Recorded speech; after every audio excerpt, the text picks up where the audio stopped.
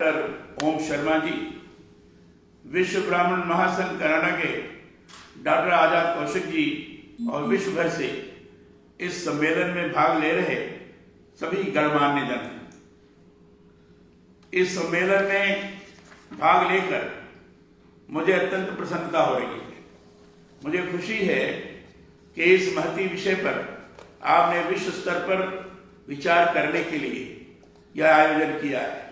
इसके लिए मैं आप सभी को बधाई और शुभकामनाएं देता हूं। ब्राह्मणों के बारे में जब भी चिंतन करता हूं तो मन में अनूठा ओस सजो लेता हूं, इसलिए कि ब्राह्मण समाज भर नहीं है बल्कि भारतीय संस्कृति है।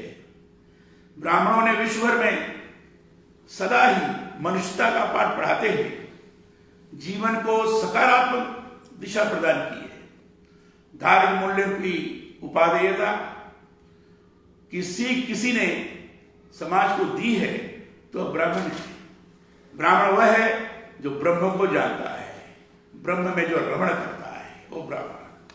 ईश्वर या परम ज्ञान की प्राप्ति को जीवन का परम सत्य कहा गया है और ब्राह्मण ईश्वरीय ज्ञान को सुलभ कराने का कार्य ही करते हैं। धर्म, संस्कृति और शिक्षा से जुड़े मूल्यों का प्रसार करने में ब्राह्मण सदा ही अगुआ रहे हैं। ब्राह्मण शब्द का अर्थ बहुत व्यापक है। वही ब्राह्मण नहीं है जो अपने आप को ब्राह्मण कहता है, वह सभी ब्राह्मण हैं जो उससे जुड़े कर्म करते हैं। ब्राह्मण वह है जो मन, कर्म और वचन से सभी के प्रति सद्भावी और सहिष्णु होता है, धर्म से जुड़े मूल्यों का प्रसार करता है। इसीलिए तो पुराणों से चली आ रही परंपरा में ब्राह्मण को देवता कहा गया है। मैंने शास्त्रों का थोड़ा बहुत पारायण किया है।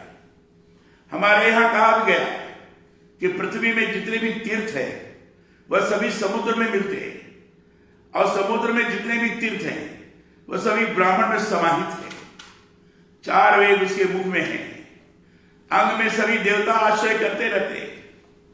ब्राह्मण असल में धर्म है, धर्म से जुड़ी मूल्य धर्मिता है। इसीलिए कहा गया है ब्राह्मण सर्व जना सुखिनो भवन्ति, अर्थात ब्राह्मण सभी प्राणियों के सुख और समृद्धि की कामना करने वाला है। आप सभी जो इस सम्मेलन में भाग ले रहे हैं वो सभी ब्राह्मण हैं। इसलिए ब्राह्मण है कि एक बड़े उद्देश्य विश्व कल्याण के उदात्त भावों को प्रमुखता रखते हुए इस वैचारिक उपनिषद का आपने आयोजन किया है। मैं इसलिए आप सभी ब्राह्मणों को नमन करते हुए अपनी बात रख रहा हूं। मेरा यह मानना है कि धर्म और उससे जुड़े मूल्य कभी भी अप्रासंगिक नहीं होते। धर्म सनातन है। जिन नियमों से, व्यवस्था से और जिस आचार संहिता से सृष्टि निरंतर चलती है वही धर्म है। मनुष्य की बेहतरी के लिए जो नियम है, जो कर्तव्य है, जो कर्म है, वही सभी धर्म है। धर्म स्टैटिक नहीं है, गतिमान है।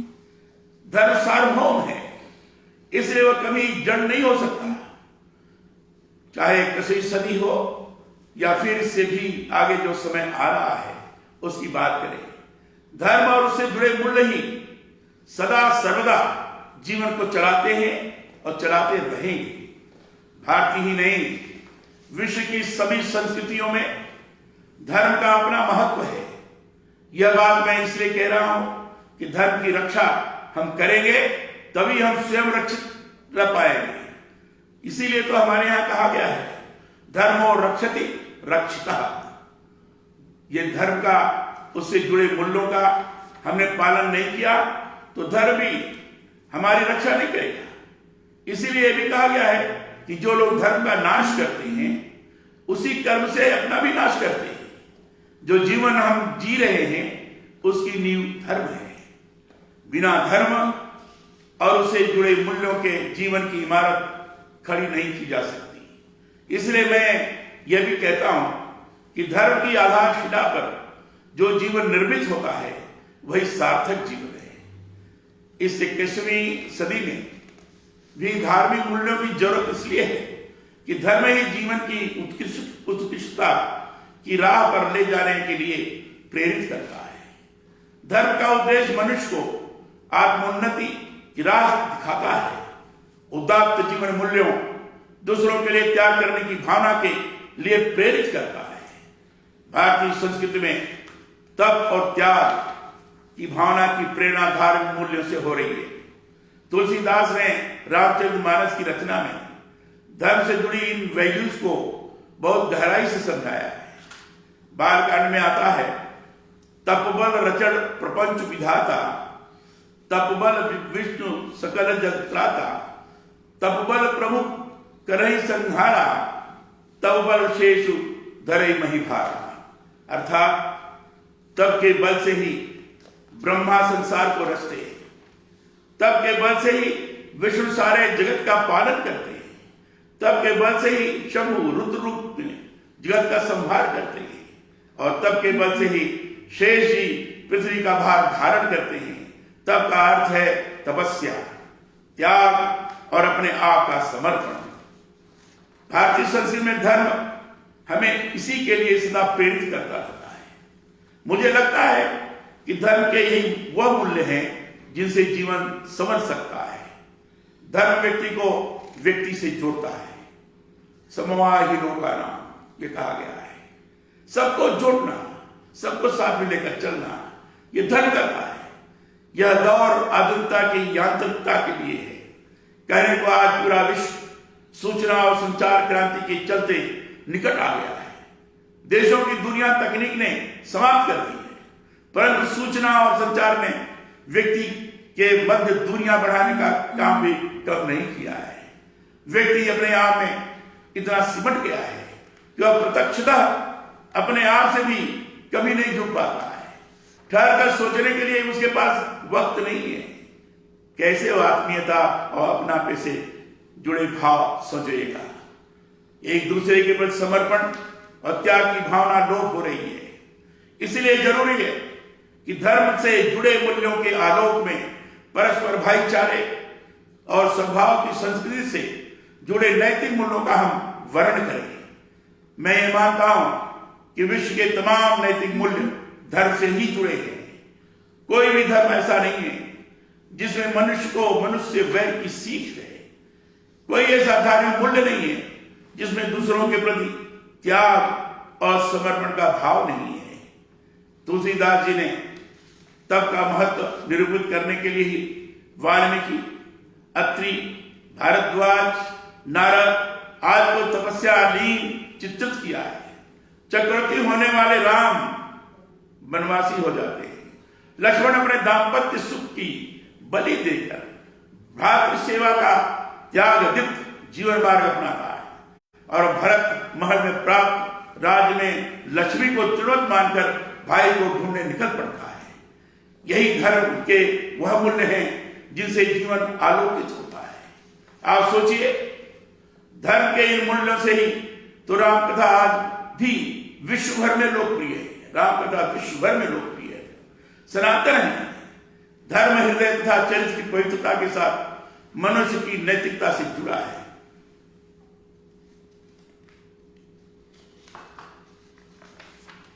पंडित दीनदयाल उपाध्याय जी का लिखा मुझे इस अवसर पर विशेष रूप से स्मरण हो रहा है। उन्होंने लिखा है कि धर्म का संबंध केवल मंदिर मस्जिद से नहीं है।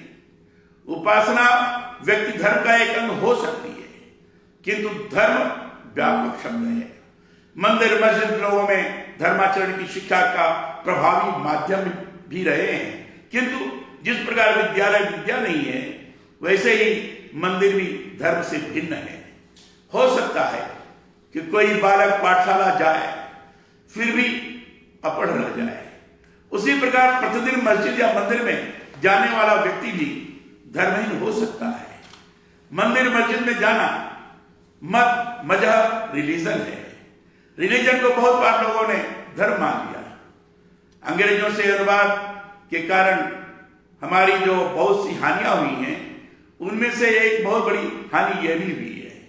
यूरोप में रिलीजन के नाम पर अन्याय और अत्याचार, संघर्ष और युद्ध हुए, तो वे सब हमारे यहां भी धर्म के खाते में चढ़ा दिए गए। हमें लगा कि धर्म पर भी लड़ाई हो सकती है, परंतु धर्म की लड़ाई दूसरी है और रिलीजन की लड़ाई दूसरी होती है।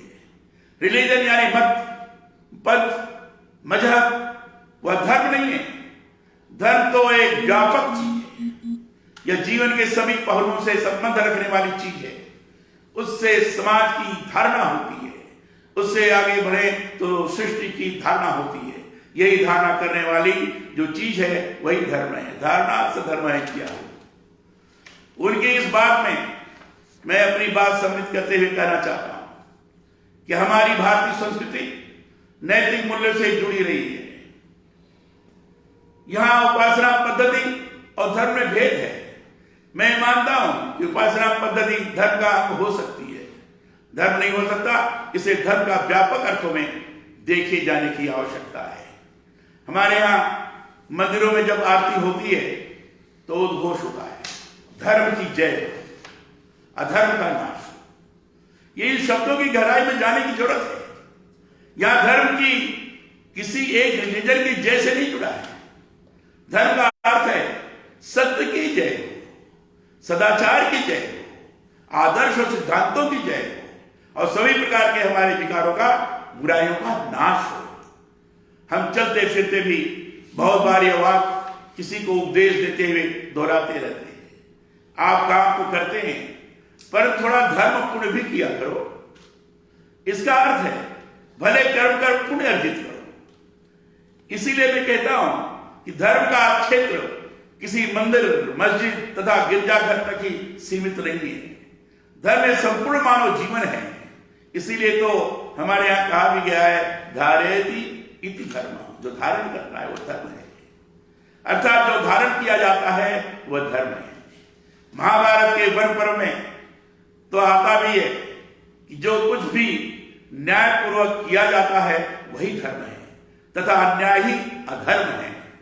आचार्य कौटिल्य ने धर्म की स्थापना को राज्य के प्रमुख कर्तव्यों में रखा है। धर्महीन राजनीति और शिक्षा का कोई महत्व नहीं है।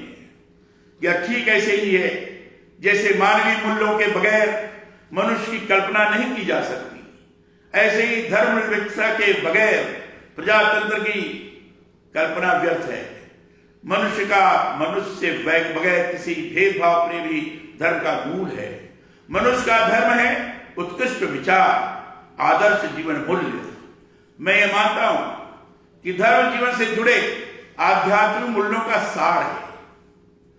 धर्म हमारे भीतर नम्रता, सहनशीलता तथा समानता के गुण विकसित करता है।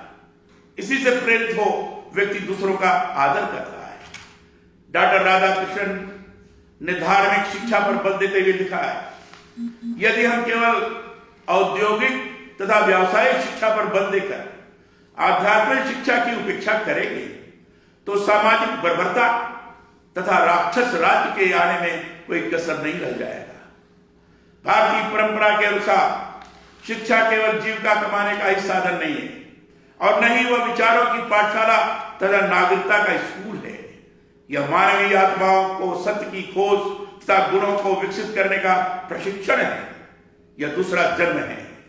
इसीलिए मेरा यह मानना है कि धर्म आधारित मूल्य व्यक्ति को नैतिक तथा आध्यात्मिक ही नहीं बनाते बल्कि उसकी इच्छा शक्ति तथा उसके चित्त की एकाग्रता को भी विकसित करने में मदद करते हैं। इसी से मनुष्य के जीवन का दृष्टिकोण व्यापक होता है। धर्म से जुड़े मूल्य ही जनतांत्रिक परंपराओं का विकास करने में मदद करते हैं। ऐसा सारा विकास भौतिक उपलब्धियां गौण है जिनमें धर्म से जुड़े मूल्यों का समावेश नहीं है।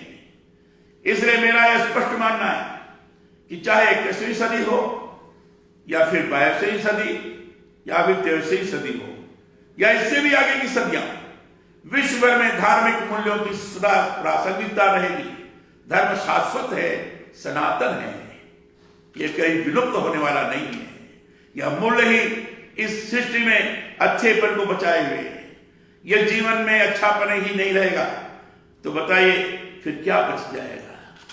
इसलिए आइए हम सभी मिलकर जीवन में धार्मिक मूल्यों को बनाए रखें, बचाए रखें। विश्व भर का कल्याण धर्म से जुड़े मूल्यों से ही है। इन्हीं की आज पूरे विश्व को जरूरत है।